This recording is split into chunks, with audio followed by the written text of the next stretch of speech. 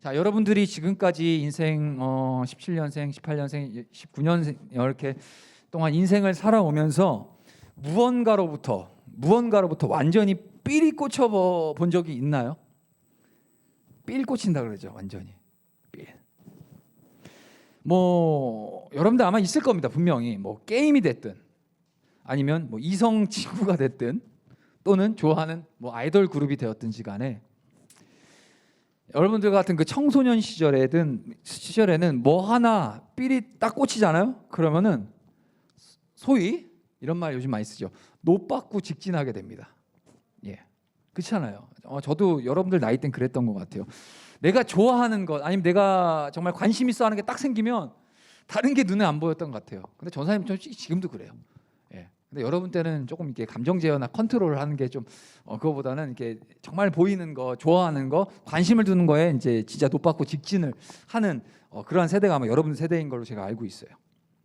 자, 그런데요, 단순히 그냥 그 내가 흥미로움 정도로 생기는 차원이 아니라 그게 그냥 내 머릿속과 내 마음속에 아주 그냥 제대로 그냥 꽂혀버리는 그 무엇으로 인해서 거기에 이제 집중하고 거기에 내 삶을 이제 초집중하고 두게 되는 거죠.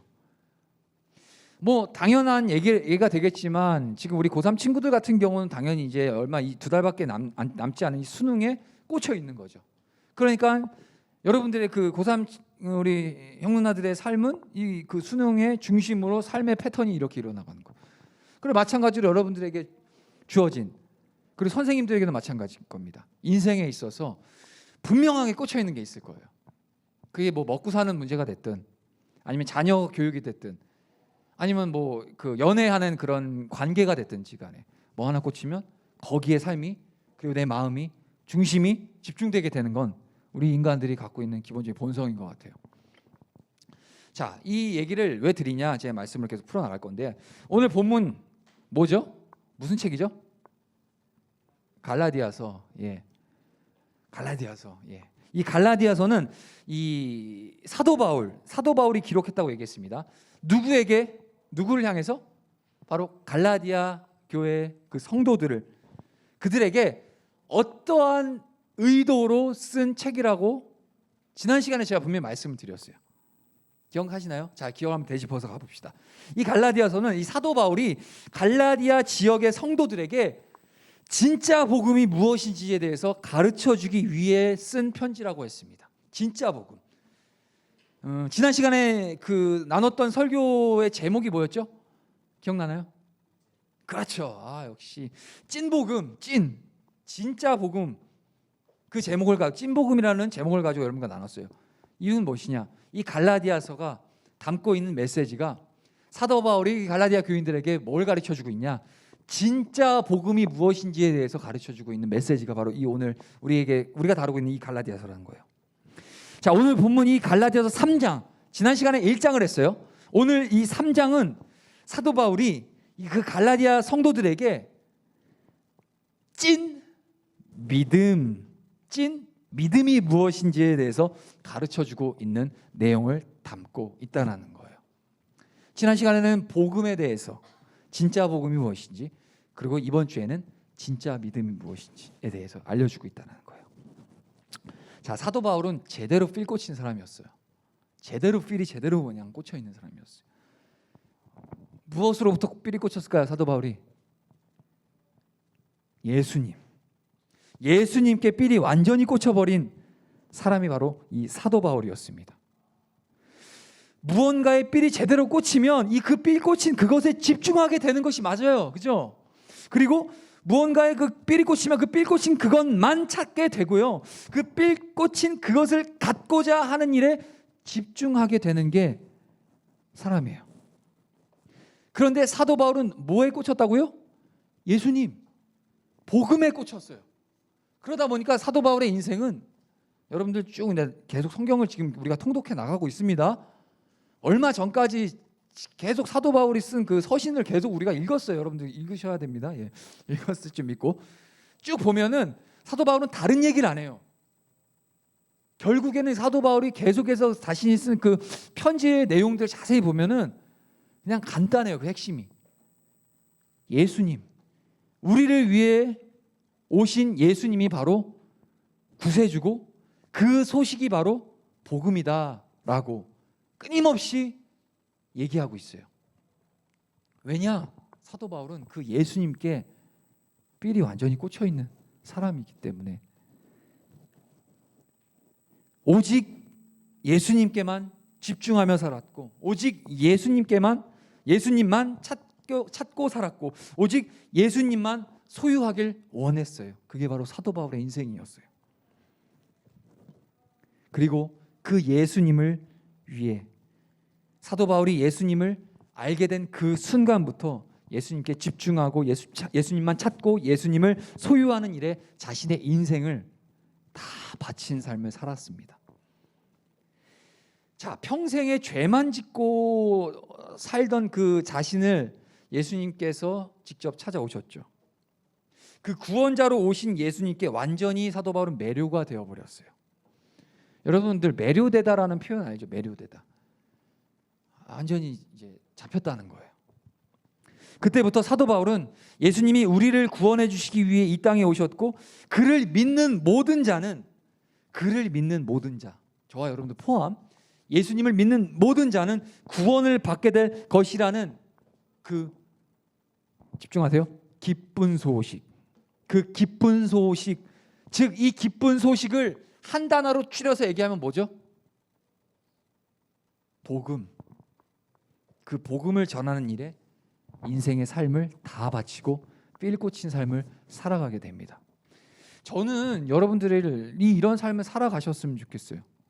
누누이 얘기하지만 그저 사도 바울은 뭐 2000년 전에 있었던 그냥 역사적으로 있었던 사람으로 정도만 여러분들 생각하지 마시고, 나아가 그 예수님께서 우리를 위해 구원해 주셨다는 그 복음의 핵심, 그 메시지가 다른 사도 바울에게만 꽂혀 있는 그 필 꽂히는 그런 메시지로 남는 것이 아니라 지금 우리 성도교회 고등부, 저와 여러분들 한 사람 한 사람, 뭐 주변 볼 것도 없어요. 가족 볼 것도 없고요. 뭐 다른 뭐 부모님 신앙 볼 것도 없어요. 내 인생을 완전히 사로잡아 가시는 그러한 분명한 필이 예수님이 될 수 있길 바래요. 여러분들 인생에서. 그렇게 되면 여러분들 삶은 완전히 바뀌게 됩니다. 전도사님 완전 바뀌었잖아요. 여기 산 증인 여기 있어요. 진짜 제가 수련회 가려고 제가 계속 킵하고 아껴뒀던 저의 이야기가 있는데, 사실 이 짧은 시간에 제 이야기 여러분들 하고 싶지 않아요. 성경 말씀 듣고. 근데 진짜 여러분들 깜짝 놀랍니다. 예. 근데 그 얘기가 뭐냐, 뭐 제가 어쩌냐 저쩌냐가 아니라 정말 이렇게 답이 없는 저 같은 사람도 예수님이 만나 주시니까 완전히 변화를 받았고, 그 변화받은 삶을 그냥 혼자 살아내는 것이 아니라 삘 꽂힌 삶으로 그냥 예수님만 보이고 예수님만 전하는 것이 삶의 사명이 돼버리는 거예요. 근데 그거는 저의 얘기, 뭐 사도 바울의 얘기, 성경 다른 사람의 얘기가 아니라 여러분들의 이야기가 돼야 돼요. 지금 여러분들이 무엇에 중심을 갖고 있고 무엇에 삘이 꽂혀 있는지 모르지만 그 삘 꽂혀 있는 그 인생이 다른 것이 아니라 예수님으로부터, 예수님을 향하여 예수님 때문에 그렇게 여러분들 삶이 이끌어져 가신 그런 우리 사랑하는 고등부 되길 간절히 소망하며 바랍니다. 할렐루야. 예. 자, 아무튼 그 기쁜 소식, 이것을 한 단어로 얘기하면 복음이라고 했습니다. 자, 사도 바울이 살아갔던 그의 삶은 그 복음으로, 그리고 복음 때문에, 복음으로 인하여, 복음으로 말미암은 그의 삶이었습니다. 자신의 삶을 완전히 뒤흔들어 놓았던 그 기쁜 소식을 자기 혼자만 알고 있을 수 없었어요. 여러분들 정말 그 기쁜 소식 내게 오면은 절대로 혼자 가만히 못 있습니다. 예를 들면 진짜 원하던 뭐 대학을 들어가게 되거나 뭐 그때 되면 그런 날이 올지어다. 예. 자, 아니면은 정말 내가 원하던 일들이 성취가 되거나 바라고 꿈꾸던 것들이 이루어지면 내게 있어서는 그 소식은 기쁜 소식이 되죠. 그 기쁜 소식, 정말 내 마음을 뒤흔들 만큼의 그런 진짜 기쁜 소식이라면은 나 혼자 안 간직해요. 이거 얘기하면은 왠지 사라질 것 같은데 이거 아니에요. 빨리 알려주고 싶죠. 부모님이 쫓아가서 알려주고 싶고, 친구들에게 알려주고 싶고, 그죠? 그게 당연한 사실이에요. 마찬가지로 이 사도 바울이 전하는 이 메시지는 복음, 곧 기쁜 소식이라는 거예요. 기쁜 소식이 뭐냐? 복음, 즐거운 소식. 즐거운 소식은 어떻게 되냐? 전하는 게 맞는 거예요. 아주 그냥 자연스러운 그 공식이에요. 나누는 거죠. 나 혼자 할 수 없는 거예요. 이 기쁨을 같이 나누기를 원하는 거예요. 그래서 그 사도 바울은 그 기쁜 소식을 온 천하에 전하는 일에 자신의 삶을 평생을 바친 사람이 바로 오늘 갈라디아서를 기록한 사도 바울입니다. 자, 복음이 무슨 뜻이라고 했죠? 다시 한번 강조합니다. 복음이 무슨 말? 무슨 소식? 기쁜 소식. 기쁜 소식이란 단어. 자, 지금부터 여러분 조금 어려운 얘기 합니다. 이런 거는 이제 기쁜 소식이라는 단어를 이 성경의 원문 원어로 얘기하면 유앙겔리온이라고 얘기해요. 헬라어 알죠? 헬라어. 지금도 저기 그리스 사람들 헬라어 비슷한 거 씁니다. 그 복음이란 단어를 유앙겔리온이라고 헬라어로 표현을 해요. 그런데요, 이 사도 바울이 살았던, 그리고 성경이 기록되었던, 신약 성경이 기록되었던 그 당시에 사람들이 이해하고 있었던 이 복음이라는 단어, 즉 유앙겔리온이라는 이 단어는요, 주로 어떠할 때 사용되었는지 선생님이 얘기해 줄게요. 지금 우리들에게 있어서 복음이다 하면은 당연히 교회에서 말씀이 복음이고 뭐 예수님이 복음이고 이렇게 너무 잘 알고 있잖아요.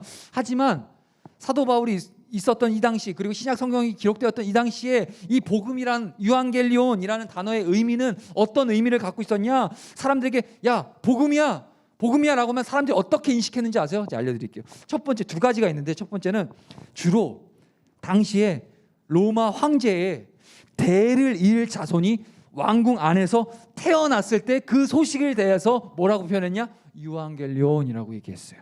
이해가 되세요? 그리고 두 번째, 어떨 때 또 이 유앙겔리온, 즉 복음이라는 얘기를 사용했냐? 로마 군대가 전쟁에 나가서 전쟁에 승리해서 그 승리의 개선문을 쫙 통과할 때 사람들이 유앙겔리온이라고 외쳤다라는 거예요. 복음이라는 거예요. 그게 기쁜 소식이라는 거예요. 자, 이게 우리가 지금 얘기하고 있는 이 복음, 유앙겔리온이라는 단어에 원래 쓰여졌던 의도예요. 그런데 예수님을 믿는 저와 여러분들의 이 그리스도인들에게 복음이란 전혀 다른 의미로 사용되죠. 그죠? 그리스도인들에게는 황제의 아들이 태어난 것이 복음이 아니었어요. 그리스도인들에게는 로마 군대가 승리했다는 소식이 복음이 아니었어요.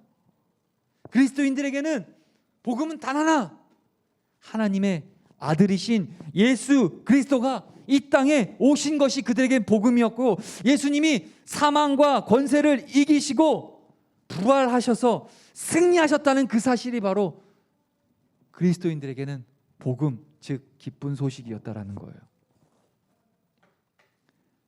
지난주에 찐복음이란 제목으로 설교했다고 했죠. 우리가 믿는 복음이 이거예요. 이 복음 때문에 사도 바울의 삶은, 그리고 그리스도인으로 사는 저와 여러분들의 삶은 이 복음 때문에, 복음으로 인하여, 복음으로 말미암아 살아가게 되는 겁니다. 그 예수님을 믿는 믿음으로 구원을 얻게 된다는 소식이 바로 이 기쁜 소식 복음이었던 거예요. 그런데 이 갈라디아 교회에 침투한 거짓 교사들에 의해서 이 갈라디아 교회 교인들이 미혹이 됩니다. 미혹이란 단어 뭔지 알죠? 미혹됩니다. 그리고 그동안 사도 바울을 통해서 계속 들어왔던 그 복음의 메시지가 이 갈라디아에 있는 성도들이 거짓말하는 그 거짓 교사들의 그런 미혹으로 인해서 자꾸 혼돈되고 복음을 오해해버리게 되죠. 복음을 잘못 이해하고 오해하게 된 거예요. 복음에 대한 오해로 심각한 위기에 빠진 이 갈라디아 교인들을 향해서 이 사도 바울은 그들이 정신을 바짝 차릴 수 있도록 아주 그냥 편지에다가 신랄하게 책망을 하기 시작합니다. 자, 1절 다시 한번 읽어볼게요. 1절 띄워주세요. 예, 우리 함께 다시 한번 읽어봅시다. 시작. 어리석도다 갈라디아 사람들아, 예수 그리스도께서 십자가에 못 박히신 것이 너희 눈앞에 밝히 보이거늘 누가 너희를 꾀더냐. 자, 처음에 뭐로 시작해요? 어리석도다 갈라디아 사람들아. 이게 지금 그냥 글자로 썼으니까 어리석도다 갈라디아 사람들아라고 이렇게 읽는 거지. 제가 좀 입체적으로 한번 표현해 볼까요? 어리석도다 이 갈라디아 사람들아, 이런 거예요. 이런 거. 엄청 화가 난 거예요 지금 표현 자체가. 왜 우리 사도 바울이 이 갈라디아 교인들에게 이렇게 어리석다라는 표현을 쓰면서까지 자기 감정을 다 드러내기까지 이렇게 책망했을까요? 그리고 그 갈라디아 사람들의 어리석음이 과연 무엇일까요? 사도 바울은 갈라디아 교인들에게 예수님의 십자가가 우리 죄 때문이라는 분명한 복음을 가르쳐 주었음에도 불구하고 거짓 교사들의 속임에 넘어간 일이, 그것이 바로 이 갈라디아 교인들의 어리석음이었어요. 여러분들 이거 본과 내용이에요. 갈라디아 사람들에게 사도 바울이 어리석다고 한 이유가 무엇입니까가 질문 첫 번째예요. 그럼 여러분들 이제 알겠죠? 왜 어리석다고 했는지. 그렇게 진짜 복음이 뭔지 그렇게 귀가 그냥 딱지가 생기도록 가르쳐 줬음에도 불구하고 그 이상한 사람들이 와가지고 그거 아니래. 그 한마디에 그냥 귀가 팔랑팔랑 돼가지고 그냥 삽시간에 까먹게 된 거예요. 완전히 다른 얘기를 하고 있는 거예요.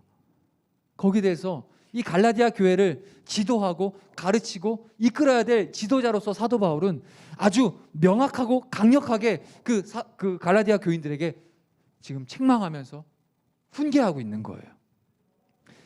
그 마음과 심정 제가 다 알 수 없겠지만 만에 하나 여러분들, 만약에 여러분들이 자꾸 이렇게 다른 복음 아니면은 막 어디 이단에 빠져 있든가 아니면 예수님만이 구원이 아니면 다른 것에도 구원이 있어라고 이상한 얘기 만약에 하고 다니면 제가 조용히 진실의 방으로 끌고 갈 겁니다. 다시 한번 가르쳐 줄 거예요. 그 마음이 그럴 것 같아요, 제가. 여러분들 왜 그래서 막 이렇게 책망하기 위해서가 아니라 정말 그 애타는 마음.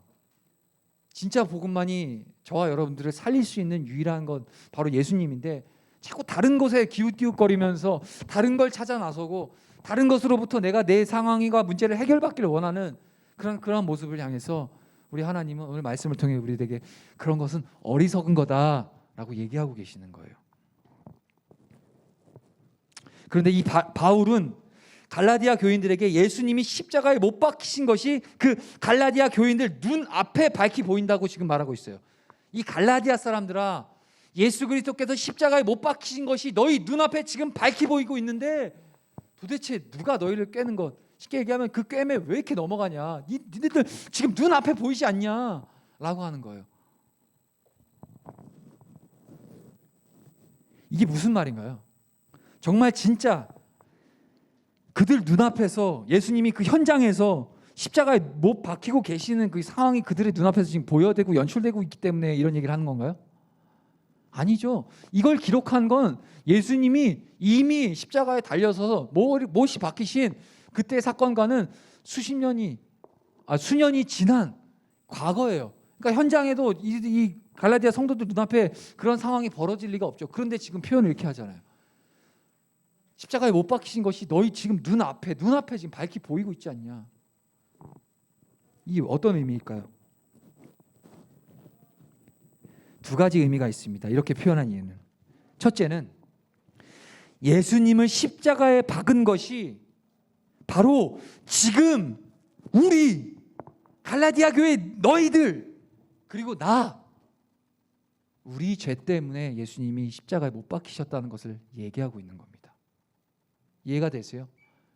예수님 십자가 박히신 거 여러분들 2000년 전에 그 로마 병정 때문도 아니고 2000년 전에 있었던 그 유대인들이 예수님 박으라고 했었던 그들 때문이 아니라 지금 오늘 2021년도 오늘을 살고 있는 저와 여러분들의 죄 때문에 우리 예수님이 십자가에 달려 죽으신 거예요. 그걸 강조하는 거예요. 예수님이 십자가에 박히신 것과 상관없이 살고 있는 어리석은 우리들을 향해서 하나님은 계속해서 우리를 살리시기 위해서 때로는 이 어리석다라고 하는 이런 감정적인 표현까지도 사용해 가시면서 그 애타는 마음으로 우리를 향해 진짜 복음을 가르쳐 주고 계시는 거예요.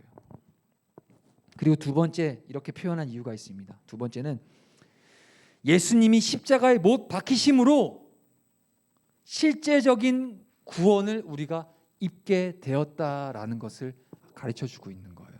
단지 이전에 있었던 얘기가 아니라 실제적으로 십자가 사건은 너희들에게 구원이 되었다라는 것을 명확하게 다시 한번 강조하고 있는 표현이 바로 이런 표현인 거예요. 여러분, 십자가는요 절대로 추상적인 게 아닙니다. 여러분들 기억하실지 모르겠어요. 우리 신입생들은 기억 못하실 거네요. 그 현장에 없었기 때문에. 전사님이 작년 8월에 처음 부임하고, 그때는 제 지금처럼 이 설교가 이게 담임 목사님 설교를 통해서 이렇게 쭉 이렇게 그걸 따라가는 시스템이 아니었어요. 전도사님 처음에 작년에 부임했을 때 우리가 소망성전에서 예배드렸을 때 기억해요? 그때 전도사님이 시리즈로 어떤 설교를 했는지 혹시 기억하시는 분이 계세요? 십자가에 관련해서 시리즈로 한 3주 동안 십자가가 어떤 십자가인지에 대해서 여러분들에게 가르쳐 준 적이 있습니다. 물론 이전 것은 지나가고 새 것이 된 여러분들을 축복합니다. 예. 자, 결론을 얘기하면 십자가는 추상적인 게 아니에요. 추상적인 것도 아니고 십자가는 액세서리도 아니에요. 여러분들이 목에 걸고 있는 목걸이, 귀에 차고 있는 귀걸이, 아니면 요즘 심지어는 몸에다 문신도 많이 하잖아요. 십자가. 그것이 십자가의 본질이 아니에요. 십자가는 아주 구체적이고 분명하며 우리에게 실제로 적용되는 사건이 바로 예수님의 그 십자가 사건이라는 겁니다. 예수님의 이 십자가로 구원을 받은 성도임에도 불구하고 정말 듣보자 그 거짓 교사의 거짓 복음에 속아 넘어가 버리는 그 갈라디아 교인들을 향한 그들의 어리석음을 사도 바울은 그 사랑하는 마음으로 꾸짖고 있는 겁니다. 우리도 우리 신앙의 긴장감을 놓고 있으면 안 돼요. 코로나라고 인해서 우리가 지금까지 어릴 적부터 자꾸 들어왔던 하나님의 말씀, 그리고 우리가 붙들고 왔던 그 신앙, 코로나라는 이 상황 때문에 긴장감 가질 수 없어요. 여러분들 집중하고 여러분들 정신 차려야 돼요. 이럴 때일수록. 지금 온라인으로 보고 있는 너 집중해. 그래, 집중해야 됩니다. 왜? 끊임없이 우리에게 이 세상은 십자가가 아닌, 예수님이 아닌 다른 것들을 바라보게끔 끊임없이 우리는 유혹받고 있기 때문이에요.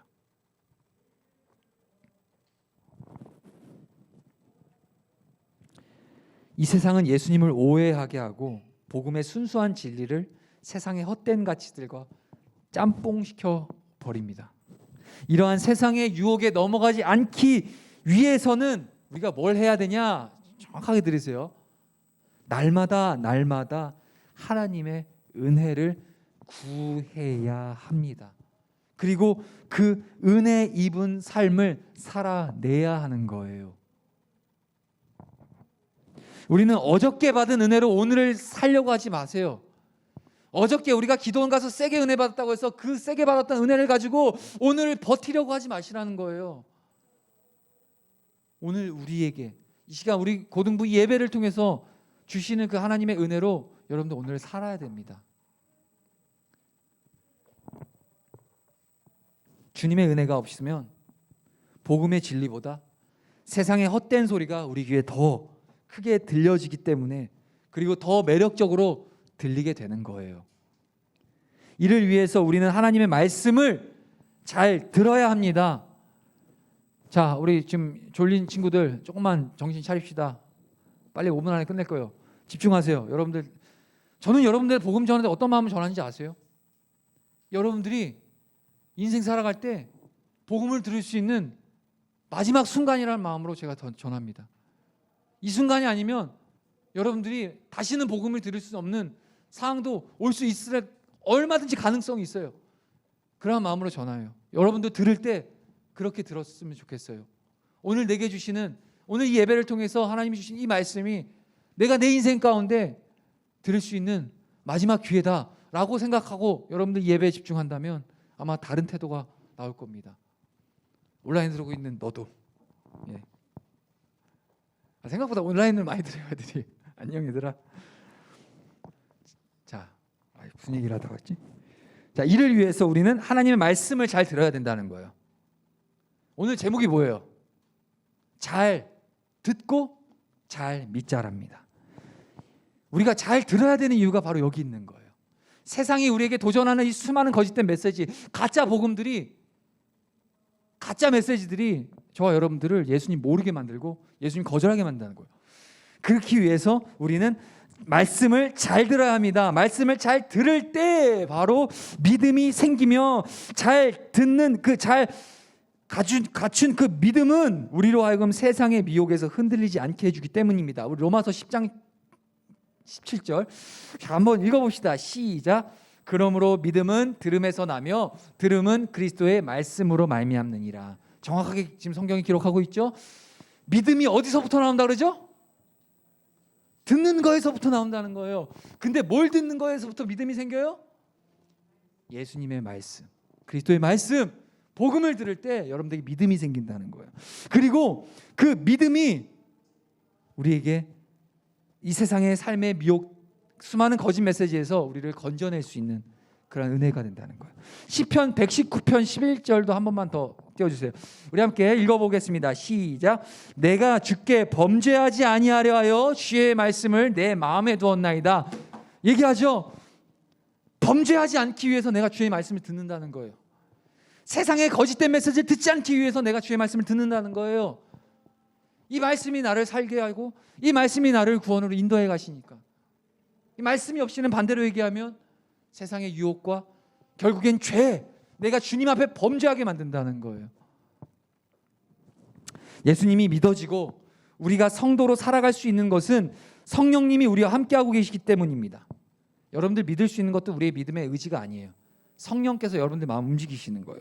성령님은 우리의 구세주 예수님을 더욱 잘 믿을 수 있도록 도와주시는 분이 바로 성령님입니다. 여러분 안에 성령님이 계세요. 우리 몸이 거룩한 성전이잖아요. 성전이 뭐예요? 하나님이 거하시는 곳이 성전 아닙니까? 우리 몸이 성전이래요. 그러면 우리 몸 안에 뭐가 있다는 거예요? 우리 안에 주님이 계시다는 거예요. 성령님이.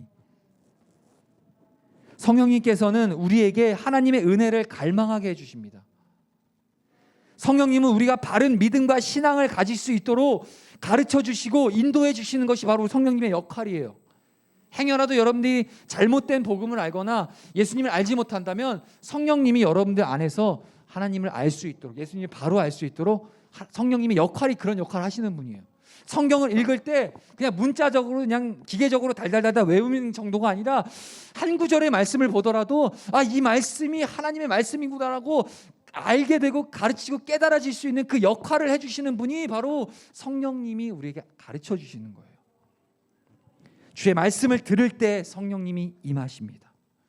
반대로 성령님과 함께하지 않으면 세상의 거짓말에 귀를 기울이게 되고 가짜 복음에 흔들리게 되는 것입니다. 우리 3절 한 번 더 읽어볼게요. 3절 본문 3절 자 시작. 너희가 이같이 어리석으나 성령으로 시작하였다가 이제는 육체로 마치겠느냐.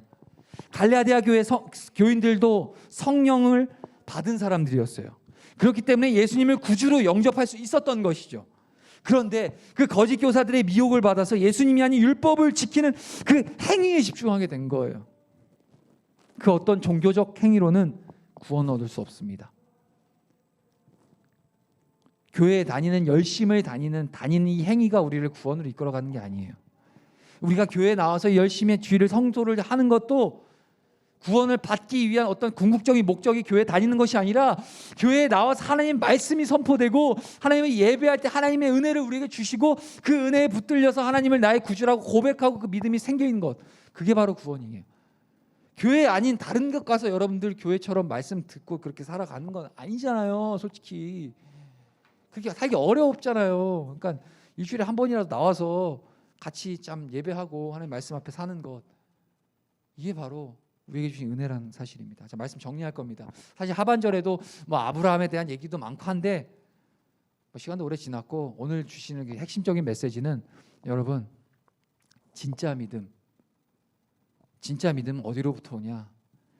주의 말씀을 듣는 거에서부터 온다는 거예요. 이해하시겠죠?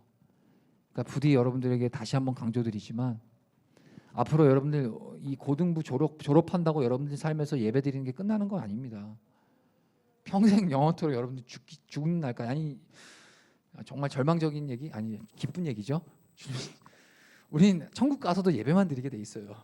그러니까 여러분들은 예배가 뗄래야 뗄 수 없는 그런 존재이기 때문에 지금 이 순간 하나님의 말씀을 듣는 것에 여러분들 잘 마음을 열어서, 그리고 이 예배함에 마음을 열어서 좀 잘 준비된 마음으로 하나님 앞에 예배할 수 있고, 그 믿음, 진짜 믿음을 가지고 이제 삶으로 이제 나아가서 구체적인 그 복음 가진 자의 삶을 여러분들 삶 속에서 살아낼 수 있기를 간절히 소망합니다. 기도하겠습니다. 하나님 감사합니다. 오늘도 주님 앞에 말씀 앞에 섰습니다. 정말 주님께서 우리를 바라보시면서 때로는 사랑을 주시고, 때로는 위로도 주시고, 때로는 하나님 따스한 품으로 안아도 주시는데, 당신의 사랑하는 자녀가 옳지 못한 길, 생명의 길이 아닌 사망의 길을 걷고 있다고 할 때 우리 하나님은 때로는 책망도 하시고 훈계도 하시고 어리석다라고 질타도 하신 분이십니다. 하지만 우리에게 주신 이 말씀의 메시지가 우리를 괴롭게 하고자 주시는 것이 아니라 그 하나님의 영원한 생명을 다시 바른 길로 돌이켜 하나님을 따라 사는 것만이 사는 길이기에 우리에게 끊임없이 이렇게 주님 말씀 주신 줄 믿사오니, 우리 사랑하는 귀한 우리 고등부 한 사람 한 사람 주님 말씀 잘 듣고 진짜 믿음으로 진짜 그리스도인답게 살아낼 수 있도록 주여 인도하여 주시옵소서. 감사드리며 예수 그리스도의 이름으로 기도합니다. 아멘.